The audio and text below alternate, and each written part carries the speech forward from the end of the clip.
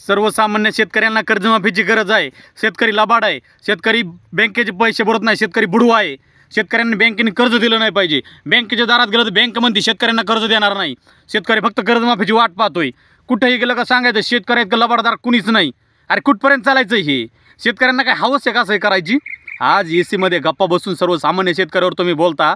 अरे ते हाडाचं काबाड कष्ट करून रात्रंदिवस काबाड कष्ट करतोय, रात्रंदिवस झटतोय आणि तुम्ही सांगता की शेतकरी लबाड आहे। कोण काय केलं शेतकऱ्यांनी? परंतु मायबाप सरकारला देखील सांगायचं आहे, तुम्हाला कर्जमाफी द्यायची असेल तर शेतकऱ्यांना तुम्ही लवकरात लवकर कर्जमाफी द्या।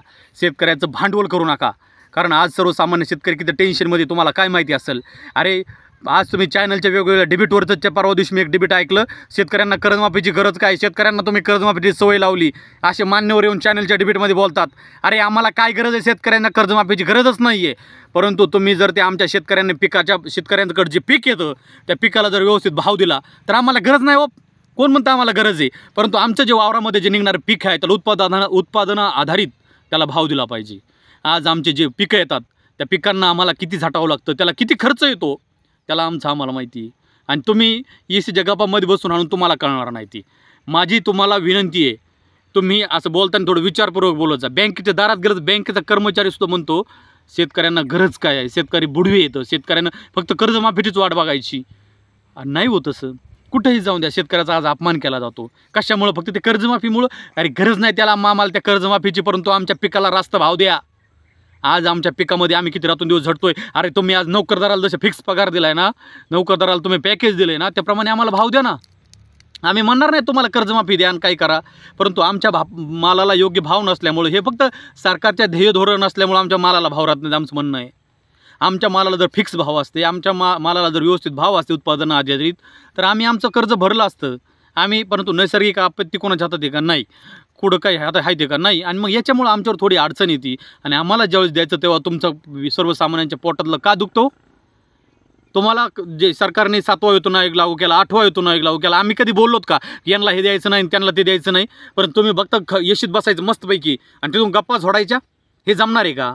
आम्हीही ज्या देशात रात्रंदिवस काबाड कष्ट हा शेतकरी करतोय, हाडाची काढं करतो तो, जर आम्हाला जर काम करावं लागलं तर रात्री रात्र त्या वावरात काम करावं लागतं। इचू म्हणत नाहीत, काटा म्हणत नाहीत, थंडी म्हणत नाहीत।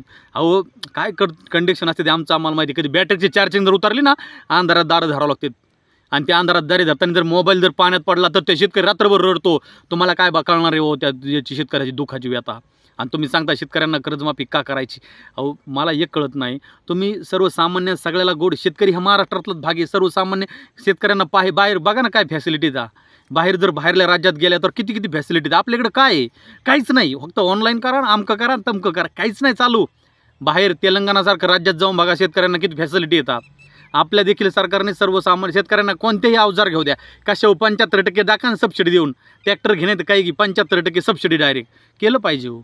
आज सरकारलाही काही गोष्टीत बदलल्यावर शेतकऱ्यांना गरज नाही। शेतकऱ्यांना असं वाटतं का की आम्हाला सरकारने कर्जच द्यावं आणि कर्जच माफी? ठीक आहे ना, हाताचे 5 बोटं सारखे नाहीत। काही शेतकरी कर्ज बुडवे असतील, परंतु काही शेतकरी खूप चांगले आणि स्वाभिमानी आहेत। त्यांच्यावर बोलताना थोडं विचारपूर्वक बोललं पाहिजे।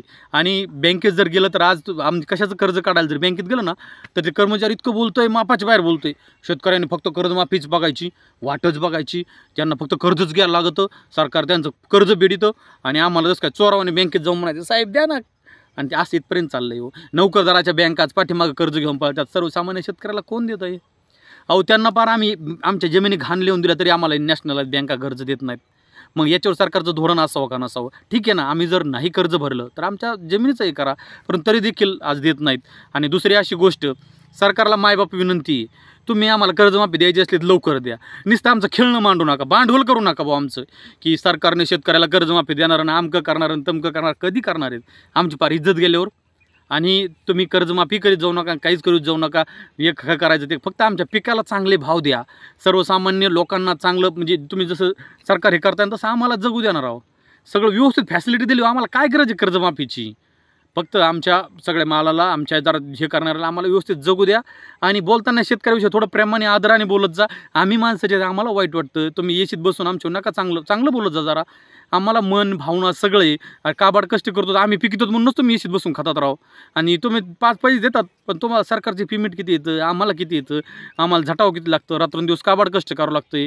आणि तुम्ही आज तिथं बसून जरी आमचं असं वाईट वक्त बोलत असलाल, त्याच्या डिबेटमध्ये पाहिलं, वाईट वाटलेलं आहे. त्याच्यामुळं मी आज ह्या गोष्टी बोलतोय. तुम्ही फक्त बोलताना शेतकऱ्या वाईट नका बोलत जाऊ. शेतकरी खूप चांगला आहे, काबाड कष्ट करतोय. आणि मी म्हणतोय तुम्ही नकाच देऊ कर्जमाफी, फक्त चांगले भाव द्या आणि आम्हाला स्वाभिमानाने सन्मानाने जगू द्या.